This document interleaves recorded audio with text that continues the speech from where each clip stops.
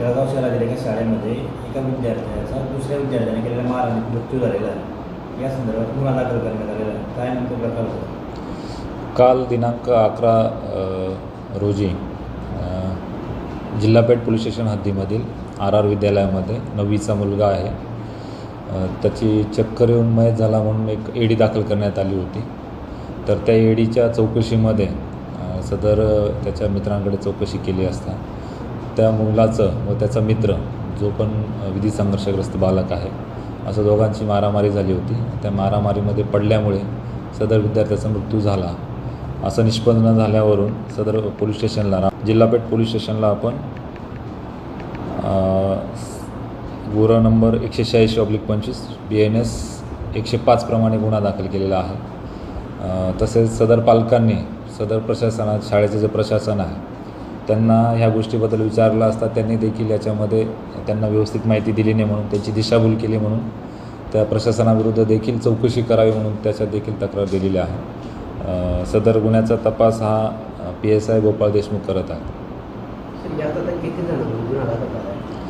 सदर याच्यामध्ये जो विधी संघर्षग्रस्त बालक आहे ज्याच्यासोबत मारामारी झाली होती तो आरोपी आहे, त्याला ताब्यात घेऊन आपण जुवेनाईल जस्टिस बोर्डासमोर हजर करतो।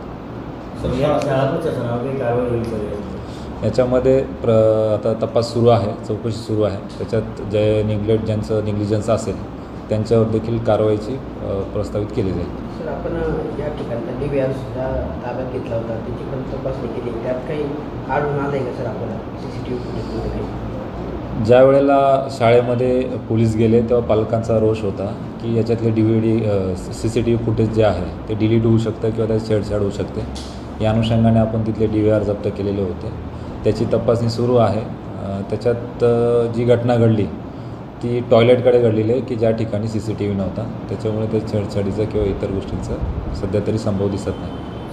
आरोपींना अटक झाल्याशिवाय ताब्यात न घेण्याची भूमिका पालकांनी घेतलेली आहे। तसं नाही आहे। काल आपण त्यांना सगळ्या गोष्टी समजून सांगितल्या, जी चौकशी केली ती त्यांच्या समक्ष केली, त्याच्यानंतर त्यांचं समाधान झालं। जे या गोष्टीला दोषी आहेत त्यावर पालकांनी फिर्याद दाखल केली, रात्री गुन्हा दाखल केलेला आहे। सकाळी देखील त्या विद्यार्थ्याचं PM झालेलं आहे। PM झाल्यानंतर त्यांनी ती बॉडी त्यांच्या ताब्यामध्ये घेऊन त्याच्या अंत्यविधीसाठी गेलेले आहेत। ताब्यात घेतलं नाही या संदर्भात नेमकी आता आपली भूमिका काय राहणार आहे पुढच्या काळामध्ये? सर, जोपर्यंत इथं सिव्हिलला संस्थाचालक, प्रिन्सिपल ज्यांनी वेगळी ट्रीटमेंट दिलेली आहेत, शिक्षक लोक इथे येत नाही तोपर्यंत मी मृतदेह ताब्यात घेत नाही। आणि दुसरी गोष्ट, रात्री 2:30 वाजेपर्यंत मी पोलीस कंप्लेंट केली आहे, त्यांच्यावर अजून कारवाई झाली नाही। मी शाळेविरुद्ध केली, तिथल्या स्टाफविरुद्ध केली आणि संस्थाचालकाविरुद्ध केली, अजून त्याच्यावर कारवाई झालेली नाही आहे। माझा मुलगा गेला आणि काल काय झालं, त्यांनी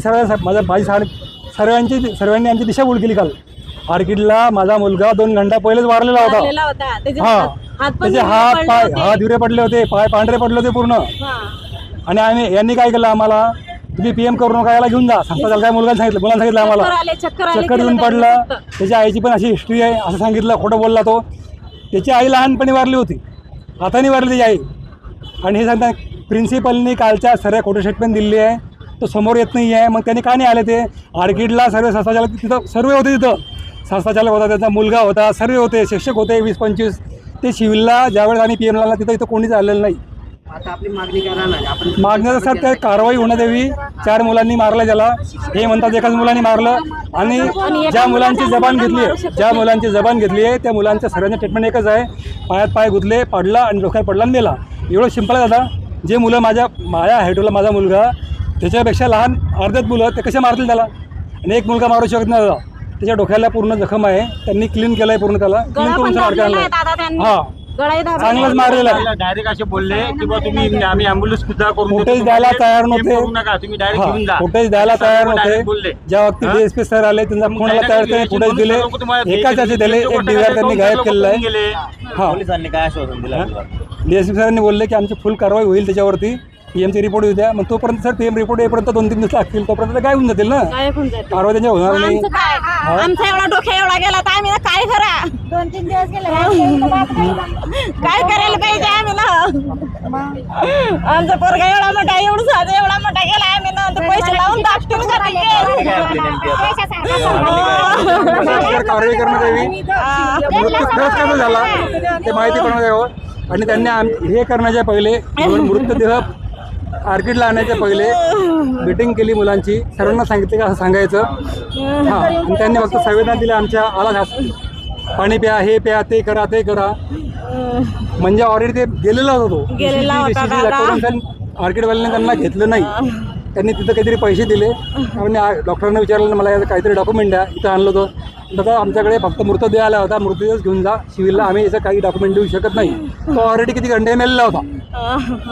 पूर्ण हिरवा पडून गेला होता दादा माझा मुलगा, हात पण नख पण हिरवे पडून गेले होते. स्ट्रॉंग त्याला हे होतं ते होतं, त्याला काहीच नव्हतं. तो जेवण करून आलेला होता, तिथे पण टिफिन खाल्लेला आहे. दत्तरावने घरी आला त्याचं, तिथला पूर्ण टिफिन खाल्लेला आहे. त्याच्या इथं मारलेला होता.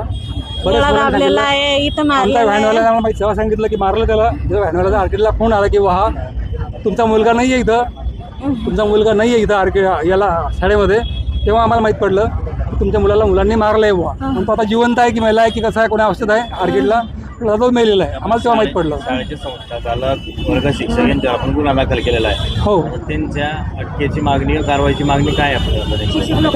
ते कारवाई व्हायला पाहिजे. त्यावेळेस आम्ही त्याची मूर्ती घेत नाही आम्ही. त्याला अटक करायला पाहिजे.